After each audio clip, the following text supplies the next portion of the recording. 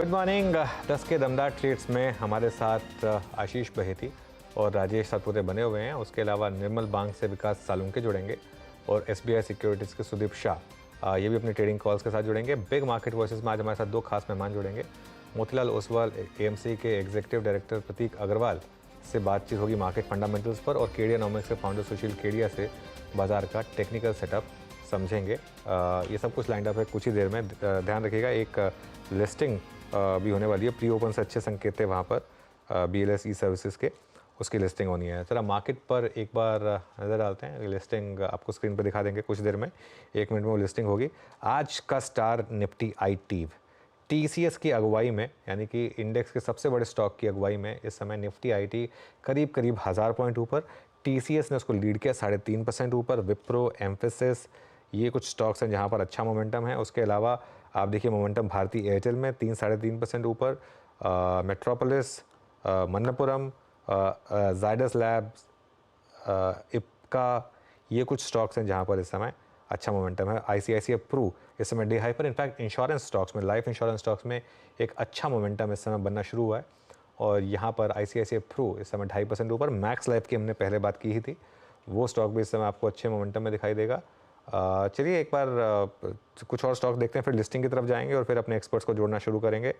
कुछ और स्टॉक्स जहाँ पर अच्छे मोमेंटम है, Alkem labs, Cholamandalam, Indian hotels में एक फ्रेश मूव शुरू हुआ।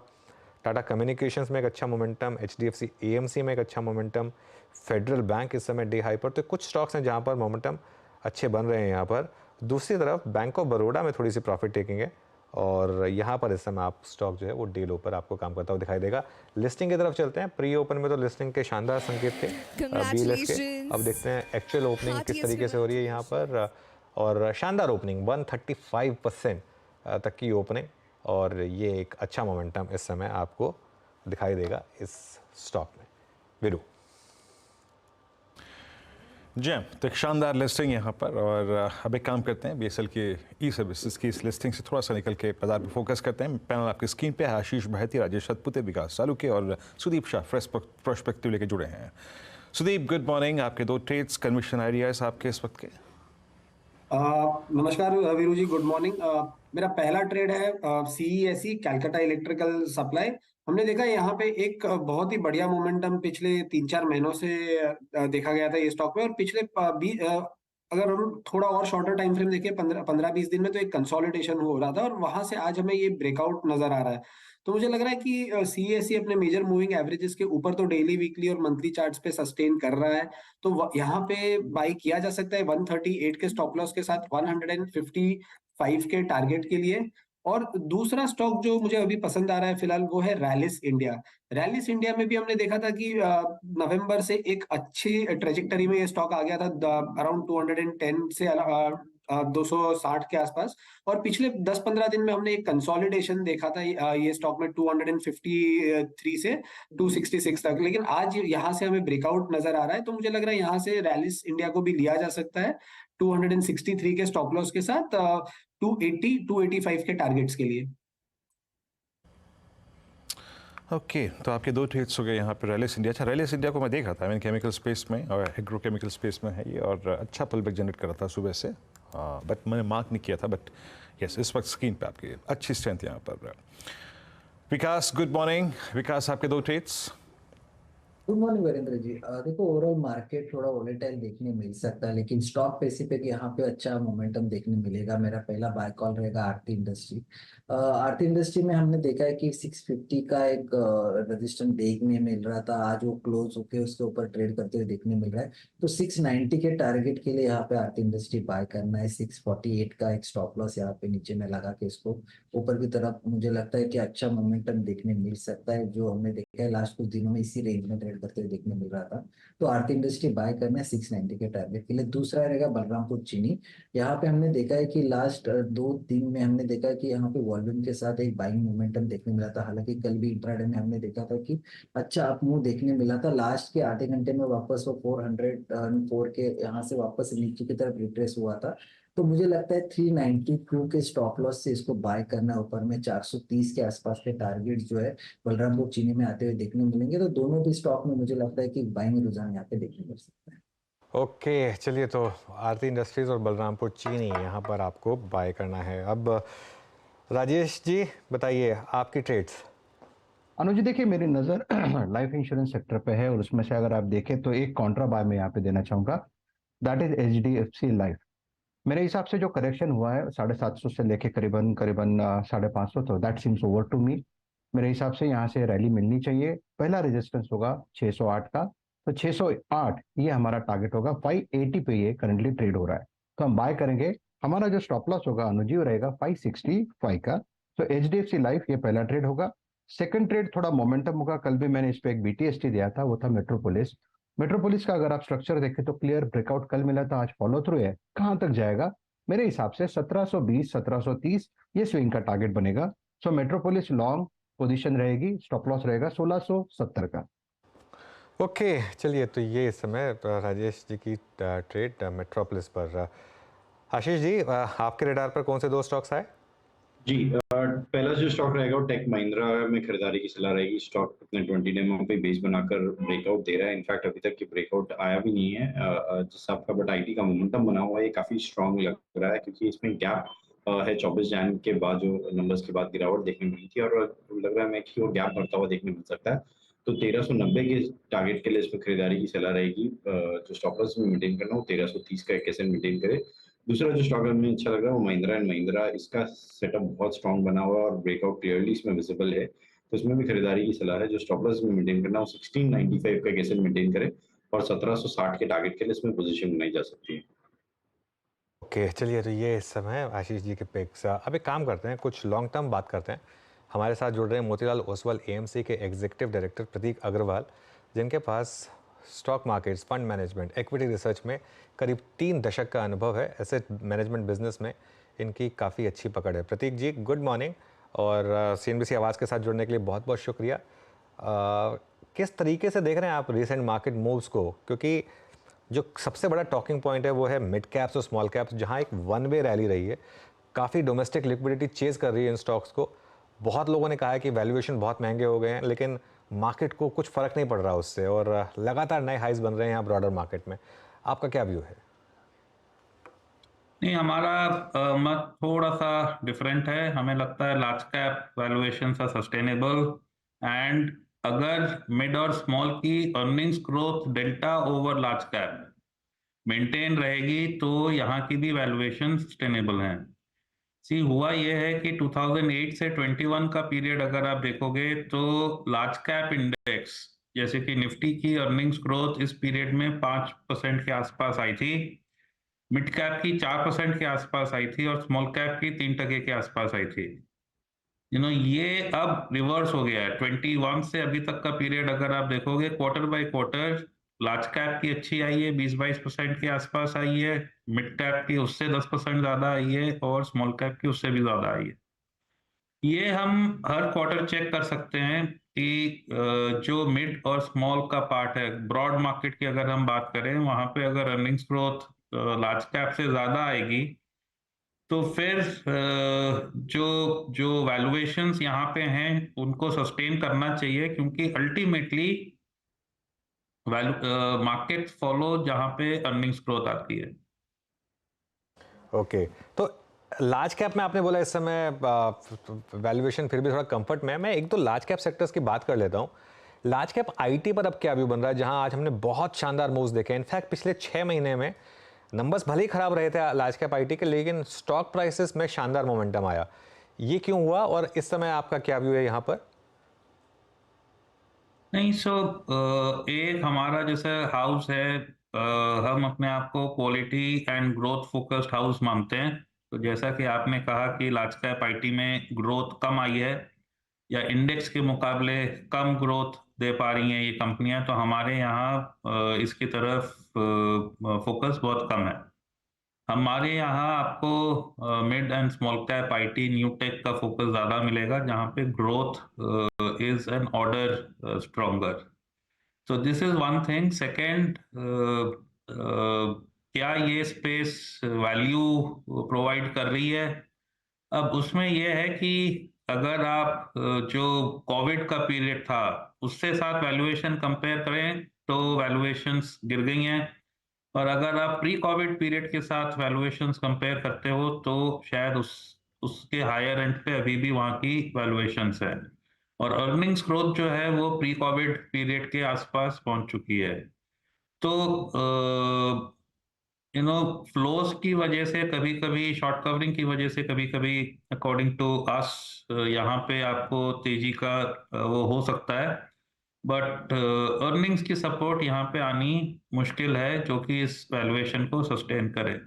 हमारे हाउस का ध्यान ज़्यादा मिड एंड स्मॉल आईटी की तरफ है, जहाँ पे earnings growth large cap IT से बहुत ज़्यादा है। अच्छा प्रतीक जी नमस्कार, वीरेंद्र बोल रहा हूँ दिल्ली स्टूडियो से। ये जो नंबर्स के बाद प्राइवेट बैंक्स में प्राइस डैमेज हुआ है, स्पेशली मैं लार्ज पब्लिक प्राइवेट बैंक्स की बात कर रहा हूँ क्योंकि आप स्टॉक स्पेसिफिक की बात नहीं करेंगे। अभी आपको ये वैल्यूएशंस इनमें एंट्री के लिए फ्रॉम फॉर आई थिंक थोड़ा सा बड़े प्रोस्पेक्टिव से, नॉट एग्जैक्टली ट्रेड व्यू, लग कैसे रहे हैं वैल्यूएशंस? नहीं, दो तीन थॉट है यहाँ पे। एक, इंडेक्स में अगर आप देखें तो बैंकिंग सेक्टर का वेट बहुत ज़्यादा हो गया था, 35% हो गया था, और अगर किसी भी हाउस को ओवरवेट करना होता था तो वहाँ पे पोर्टफोलियो में करीबन 40% लेंडर्स हो जाते थे। अगर दूसरी तरीके से सोचें तो एक बहुत बड़ा पार्ट भारत देश की अर्निंग्स का केवल बैंक्स ही बना रहे थे, जो कि सस्टेनेबल नहीं है। जो बाकी सारी एक्टिविटी जिनको बैंक्स फाइनेंस कर रहे हैं वहाँ पे कम पैसे बन रहे हैं, पूरा पैसा बैंक बना रहे हैं। ये एक चीज सस्टेनेबल नहीं है, मतलब एक ब्रॉड तरीके से सोचने की चीज है। तो हमें लगता है नाउ गोइंग फॉरवर्ड आपको जो ब्रॉड मार्केट है एक्स ऑफ बैंक्स, वहाँ पे अर्निंग्स ग्रोथ बैंक से ज़्यादा दिखेगी। तो धीरे धीरे आपका जो बैंकिंग सेक्टर का वेटेज इंडेक्स में है शायद कम हो। कोई बुरी चीज नहीं है, ये वक्त के साथ होता है, हर एक, पहले बैंक्स कम थे, बीच में बढ़े, शायद वो पीक आउट कर रहे हैं, is one thought. Second, private sector banks में जैसे आपने पूछा, जो हायर वैल्यूएशन होती है उसके कई कारण होते हैं कि किस टाइप की बिजनेस वो कर रहे हैं, किस ग्रोथ पे वो ग्रो कर पा रहे हैं इन अ सस्टेनेबल मैनर, जिसमें कि आपकी एनपीए ना हो। और बैंक में क्या होता है कि जो जो लीडर होता है उसका चेहरा काफी इंपॉर्टेंट होता है कि वो कितना कॉन्फिडेंस इंस्पायर कर पा रहा है। जब भी चेहरे चेंज होते हैं बैंक्स में तो मार्केट टाइम लेता है ये समझने में कि जो पहले हम देख रहे थे वही चलता रहेगा या चेंज होगा। चेंज होना कोई बुरी बात नहीं है, बट चेंज होने के बाद नतीजे कैसे निकलते हैं उसको सबको जांचने में मार्केट को टाइम लगता है। और हमें ये टाइम कंपनीज को देना चाहिए, मार्केट को देना चाहिए। ये आपको हर जगह दिखेगा, जहाँ पे भी एक आदमी जिसकी की फॉलोइंग बहुत स्ट्रांग थी वो या तो चला गया है या जाने वाला है, वहां पे आपको दिखेगा कि ये स्पेस कंसोलिडेट करती है for considerable amount of time. अच्छा सर, एक आपसे प्रश्न पूछना था। आजकल जो बहुत सुर्खियों में एक स्पेस है दैट्स केमिकल। कल हम इसके सारे के सारे नंबर्स देख रहे थे, आज टाटा केमिकल्स के नंबर हैं, प्राइसिंग इशू है, डिमांड इन्वायरमेंट काफ़ी वीक है, और बहुत सारी कंपनियों ने आई थिंक मिड 22 में एक्सपेंशन प्लान्स अगर आप देखें अपने काफ़ी इनिशिएट किए थे। नो डाउट इंटरेस्ट बर्डन्स अगले 1-2 क्वार्टर्स में और बढ़ जाएंगे, बट ये जो प्राइस डैमेज हुआ है अगेंस्ट आई थिंक इन सारे डेवलपमेंट के अगेंस्ट, ये प्राइस आपको कैसे लग रहे हैं केमिकल स्पेस में? स्पेशली अगर आप मैं फ्रंट लाइन 4-5 स्टॉक्स की बात करूँ तो यूपीएल, टाटा केमिकल, नवीन फ्लोरिन, दीपक नाइट्राइट। नहीं, देखिए, केमिकल का क्षेत्र बहुत बड़ा है, इसमें कुछ कंपनियां कमोडिटी का काम करती थी और शायद करती रहेंगी, ये उनकी चॉइस है। बट कुछ कंपनियां जो थी वो शायद पहले कमोडिटी का काम करती थी, बट उस कमोडिटी से जो प्रॉफिट आ रहा है उससे लेके अगर वो स्पेशलिटी की तरफ जाएं तो हमें लगता है कि वहाँ पे जो डिस्काउंटिंग उनको बाजार में मिलती है उसमें इम्प्रूवमेंट दिखनी चाहिए, पहला पॉइंट। सेकेंड, केमिकल का क्षेत्र शायद ईएमएस के क्षेत्र के बाद सबसे ज्यादा ग्रोथ इन सेल्स वाला क्षेत्र है। यहाँ पे प्राय, जैसा आपने भी कहा, प्राय हर कंपनी ही जोर से एक्सपेंशन कर रही है, अपॉर्चुनिटी साइज बड़ा है। अगर एक कंपनी एडजेसेंसीज में जा पाए, उसमें केमिस्ट्री स्किल्स हों, तो यहाँ पे ग्रोथ काफ़ी लंबे समय के लिए काफ़ी ज़्यादा सेल्स की आ सकती है। हाँ, ये ज़रूर है, वक्त के साथ अलग-अलग पीरियड्स में कभी मार्जिन ज़्यादा अच्छे होंगे या कभी कम होंगे, बट सेल्स ग्रोथ मेरे हिसाब से इस क्षेत्र में बाकी किसी भी क्षेत्र से ज़्यादा आनी चाहिए, इज़ द थॉट। अब जो तीसरा इसमें फैक्टर मैं बताना चाहूँगा वो ये कि आप देखिए कौन सी डिफिकल्ट टू हैंडल केमिस्ट्रीज़ हैं। हमारे हिसाब से फ्लोरीन केमिस्ट्री थोड़ी डिफिकल्ट टू हैंडल केमिस्ट्री है। वहाँ के प्लेयर्स बहुत ज़्यादा बढ़ते नहीं हैं। जो लोग गैस बनाते हैं उनको शायद कुछ एडवांटेज हैं जो बाकी लोग रेप्लिकेट ना कर पाएँ शायद। तो अगर आप ऐसी स्पेसेस में जाओगे तो वहाँ पे कॉम्पिटिटिव इंटेंसिटी कम होगी और जो एग्जिस्टिंग प्लेयर्स हैं वो जब मार्जिन्स कम होंगे तो उनके स्टॉक्स गिर सकते हैं, बट ओवर टाइम जब मार्जिन्स बढ़ेंगे तो वो ही वापस आएंगे। वहाँ पे कम से कम उसकी एक एश्योरेंस है। ओके अच्छा प्रतीक जी, एक चीज़ जो बहुत क्लियर है पिछले 6 महीने में कि एक बहुत बड़ी रैली देखी है हमने इकोनॉमी से रिलेटेड प्रॉक्सी सेक्टर्स में, चाहे रियल एस्टेट हो, सीमेंट हो, इंफ्रास्ट्रक्चर हो। क्या ये कंटिन्यू करेगी? क्या ये मार्केट इसको मोदी 3.0 एक कंटिन्यूशन ऑफ पॉलिसी के हिसाब से इसको रिवॉर्ड कर रही है? नहीं, ओके, तो इसको थोड़ा ब्रॉड तरीके से देखते हैं। हम very simple manner of seeing it is कि जो अभी 2020 से चल रहा है उसमें अगर पास्ट पीरियड में कभी सिमिलैरिटी थी तो वो 2000 से 2007-8 का पीरियड था। तो उस समय भी पहले रिफॉर्म हुए, स्ट्रक्चरल रिफॉर्म अभी भी हुए। उसके बाद फोकस ऑफ द गवर्नमेंट उस समय भी इंफ्रास्ट्रक्चर के ऊपर था। एक के बाद एक नई चीजें देश में बनी, देखने को मिली, अभी भी वैसा ही हो रहा है। तो ये जो चीजें हैं वो 1-2 साल में खत्म नहीं होती। 20 से मैंने कहा शुरू हुआ, 20-21 तो कोविड का ही पीरियड था, उसके बाद 1.5-2 साल से स्पीड पकड़ी है। ये अभी चलेगा, मतलब जो जो नेशन बिल्डिंग का दौर है वो कई सालों तक चलेगा और उसमें अलग अलग पीरियड में अलग अलग स्पेसेस के ऊपर फोकस होगा। रियल एस्टेट का आपने नाम लिया, रियल एस्टेट जो है वो गवर्नमेंट इनेबलर है with need, with wealth effect. जो पब्लिक है वो खुद घर खरीदती है। आई थिंक अगर आप घरों की सेल देखें, स्पेशली जो थोड़े हायर एंड घर होते हैं, वहाँ पे काफ़ी स्ट्रेंथ है। जो इन्वेंट्री पोजीशन है अनसोल्ड वो काफ़ी कम हो गई है, तो स्ट्रक्चरल स्ट्रेंथ दिख रही है। तो हमें लगता है कि ये स्पेस अगले कुछ सालों तक चलती रहेगी। इसमें गवर्नमेंट की रिफॉर्म्स का बहुत बड़ा साथ है। सो it is not only infrastructure. आप इसमें जिस जिस प्लेसेस में गवर्नमेंट ने पीएलआई बेनिफिट एक्सटेंड किए हैं वो पूरी स्पेस देख लें। जहां इंपोर्ट सब्सटीट्यूशन की तरफ फोकस है वो देख लें। So it is pretty broad space. Defence indigenisation एक बड़ा थॉट है यहाँ पे। तो ये जो सारा स्पेस है ये मल्टी ईयर ग्रोथ स्पेस है। ये हो सकता है कि एक पीरियड में एक पार्ट ग्रो करे, दूसरे में दूसरा, क्योंकि हर साल सेम शायद ना कर पाए। तो एक और जो सोचने का तरीका है वो ये कि ऐसी कंपनियों पे ध्यान लगाएं जिनके प्रोडक्ट हर जगह जाते हैं। कि चाहे आप पोर्ट बनाओ तो भी जाएं, चाहे आप सोलर पावर बनाओ तो भी जाए। सो जो इनपुट होती है, common inputs to these places, वो एक थॉट है कि वहां पे आपको स्टेडीनेस ऑफ ग्रोथ दिखती रहेगी। ऑलराइट, बहुत बहुत शुक्रिया प्रतीक जी आज हमारे साथ जुड़ने के लिए और हमसे बात करने के लिए। अच्छा लगा आपसे बात करके।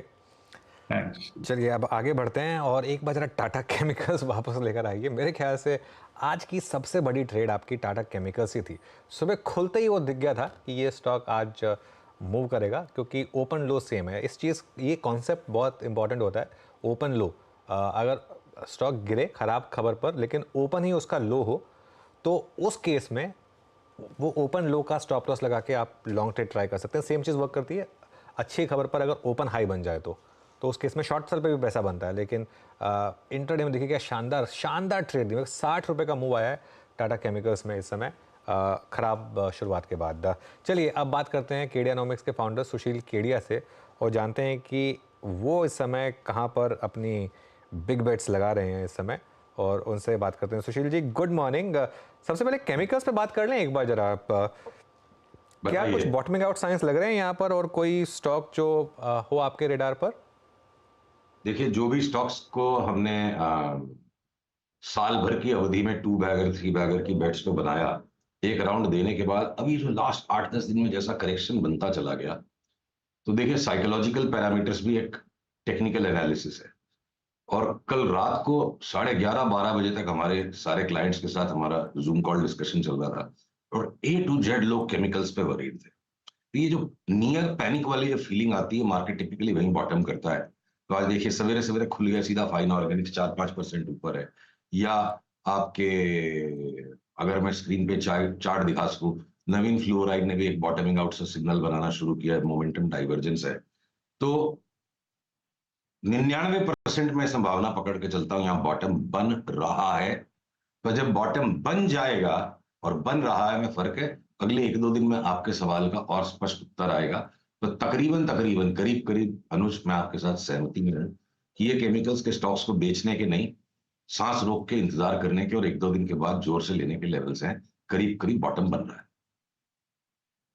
रहा है। चलिए ठीक है, ये एक सेक्टर की बात हो गई। स्टॉक स्पेसिफिक आप कुछ बात करते हैं।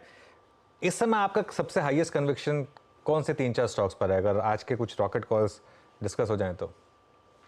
देखिए, ये चार्ट खोलते हैं CDSL, जिसके रिजल्ट्स बहुत ही गजब के आए और सारी दुनिया इसमें खूब घोर तेजी में आ गई, और सबको तेजी में आते के साथ स्टॉक ने 2 दिन की पनिशमेंट दे दी।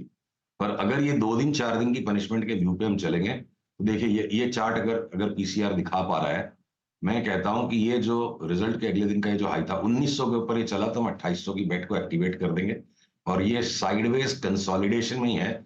कोई अगर निफ्टी वापस 21,100 की तरफ चली गई और उसमें 1700 हो भी गया, तो ये यहाँ पे 100-150 रुपया देखने वाले व्यक्ति को 1000 रुपये कमाने का हक नहीं होता है। जैसे BSE के साथ साथ हमने 1000 रुपये के आसपास CDSL में भी 1800 का कॉल निकाला था, 1800 के 1900 पे भी गया, उसके बाद ये शनय साइडवेज कंसोलिडेशन में, और जैसे ही कंसोलिडेशन की रेंज के बाहर निकलेगा, मुझे लगता है अगले 1000 रुपये आएंगे।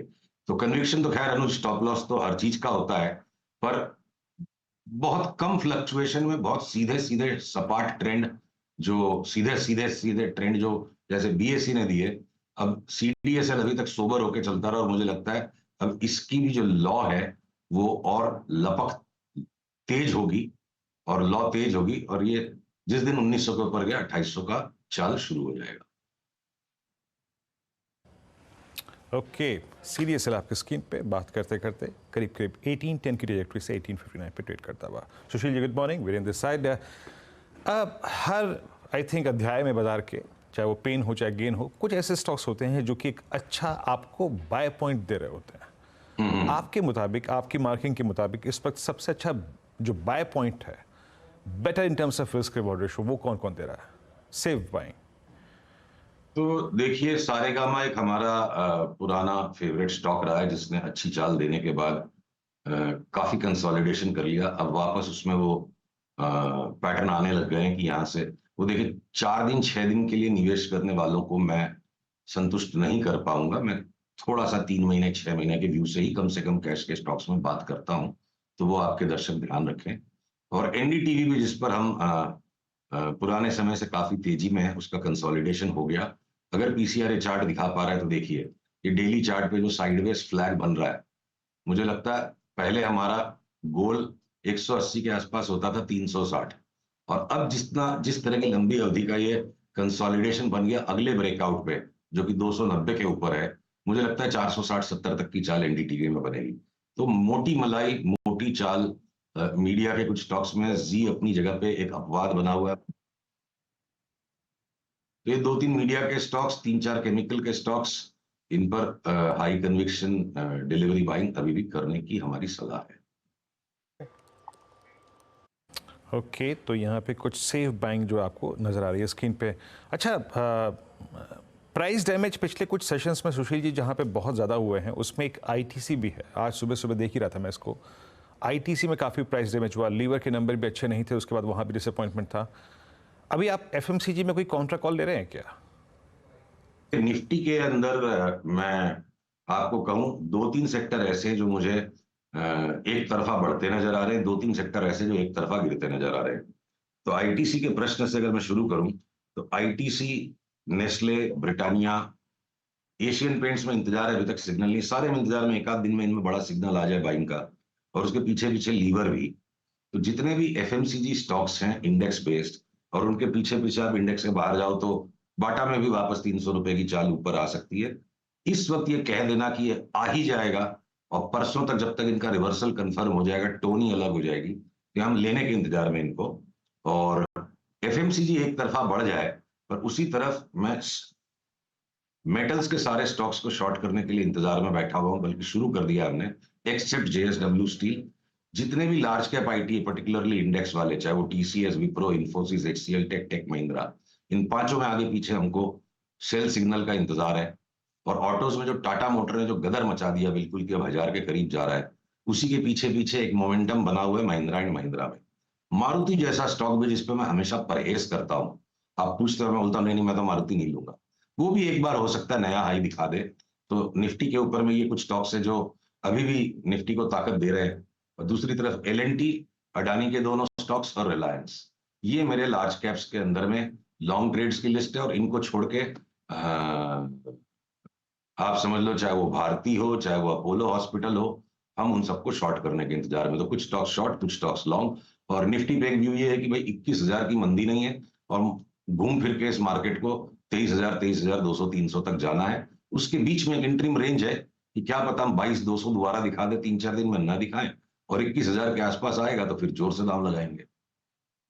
सुशील, एसीसी, अंबुजा, अल्ट्राटेक, इन स्टॉक्स में अच्छा मोमेंटम देखने को मिला है, यहाँ पर कोई व्यू आपका? देखिए अनुज जी, अंबुजा और एसीसी तो हम बिल्कुल साल के लो पे लेके बैठे थे कि नया हाई आएगा, तो हम नया तो नहीं ऐड कर पाएंगे।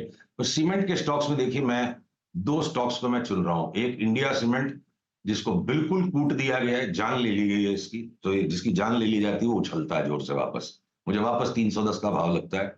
जो भी इन्वेस्टिगेशंस वगैरह वो सब क्षणिक चीजें हैं, कंपनी का लॉन्ग टर्म नहीं चेंज होता है। और दूसरा जो स्टॉक जिसमें बहुत जान है जिसकी चार्ट पे, वो ग्राजीम है। तो ये बाकी के जो अल्ट्राटेक हैं, ये थोड़े से बीच में है, 2-5-7 दिन फ्लक्चुएट कर सकते हैं। क्या पता अगले मंगलवार तक जब मैं मिलूं तो बाकी के भी सीमेंट स्टॉक्स में क्लियर पैटर्न मिल जाए। तो इस वक्त क्लैरिटी ग्राजीम में है। 2-3 महीने के व्यू से लेके बैठिए, 25-30% मिल जाए तो कोई आश्चर्य नहीं होगा। और एक पिटा हुआ इंडिया सीमेंट्स। India cements. चलिए, एक ओपन फील्ड जो स्टॉक आपने डिस्कस किया, उसके अलावा लॉन्ग या शॉर्ट टॉप कन्विक्शन ट्रेड्स आपके कुछ? एचडीएफसी बैंक और कोटक महिंद्रा को छोड़ के आपको जो जी में आए उस बैंक को शॉर्ट कर दीजिए, बहुत पैसा मिलेगा। बैंक सबसे ज्यादा कमजोर है। देखिए, बजाज फाइनेंस और बजाज फिनसर्व जो पॉपुलर बहुत है, मैंने लास्ट टाइम और उसके लास्ट टाइम भी कहा कि इनको बेच के ही पैसा मिलेगा, वापस उनमें रैली आ सकती है, ओवरसोल्ड हो गए सारे financials except for HDFC life और कुछ हद तक एसबीआई कार्ड्स। और 2-5 दिन के लिए हो सकता है एचडीएफसी बैंक निफ्टी में थोड़े से प्राण डाले, वो ठंडी पड़ेगी तो कोटक बैटिंग करेगा। ये 2 स्टॉक्स मिलकर मोर्चा संभाले, और शनै शनै एक एक करके सारे बैंक्स में भीतर मोटे शॉर्ट्स बड़े लोगों के बन जाए, उसके बाद इनको ढेर होना है। तो शॉर्ट साइड पे बैंक्स, शॉर्ट साइड पे फाइनेंशियल्स, आईटी स्टॉक्स, फार्मा। ये जो लार्ज कैप फार्मा है, डॉक्टर रेड्डी, सन फार्मा और सिप्ला, बार बार इनमें स्टॉप लॉस मैनेजमेंट करना पड़ेगा। पर मेरे को लगता है ये जो आज के इनके भाव, अगले 2 साल तक ये भाव नहीं आएंगे, बहुत ज्यादा नीचे चले जाएंगे स्टॉक 2 साल के व्यू में। तो हम इन्हें लेंगे ही नहीं। जब भी हमें सेल सिग्नल मिलेंगे, बेच के इनमें व्यापार अगले 2 साल तक करने का इरादा है। और टाइम टू टाइम बीच में स्टॉप लॉस लगेंगे, ट्रेडिंग में तो लगाना पड़ता है स्टॉप लॉस। तो मुझे लगता है लार्ज कैप फार्मा की long term cycle, I am calling A top on that. Okay, calling on top of that. चलिए, बहुत बहुत शुक्रिया सुशील जी आज हमारे साथ जुड़ने के लिए और हमसे बात करने के लिए। तो ये अगले ट्यूसडे फिर बात होगी। वीरूर में यहीं पर आपसे विदा लेंगे। Market beautiful setup. निफ्टी ने आज सुबह एग्जैक्टली सपोर्ट जोन से रिवॉर्ड किया आपको, एक शानदार लॉन्ग ट्रेड दी, और एग्जैक्टली वो जो प्रॉफिट बुकिंग जोन था वहाँ पर आकर 21,877 पर निफ्टी ने आज का अभी तक का इंट्राडे हाई बनाया। बैंक निफ्टी में अब गिरावट बढ़ रही है, 170 पॉइंट बैंक निफ्टी नीचे, लेकिन आईटी और मिड कैप में अच्छी खासी मजबूती है। आपके सवाल होंगे, नीरज जी जुड़ गए हैं स्टूडियो में उन सवालों का जवाब देने के लिए। Neeraj ji, good morning, over to you. Good morning Anuj. और बैंक और निफ्टी दो अलग अलग दिशाएं, बिल्कुल अलग अलग, एकदम क्लियर कट डाइवर्जेंस है इससे। एक्चुअली एक उत्तर में एक दक्षिण में। खैर चलिए, यही बाजार है, हम लोग देखेंगे दिन के दौरान क्या चीज़ है और नई निकल के आती हैं, लेकिन लेते हैं इस वक्त की हेडलाइन सबसे पहले।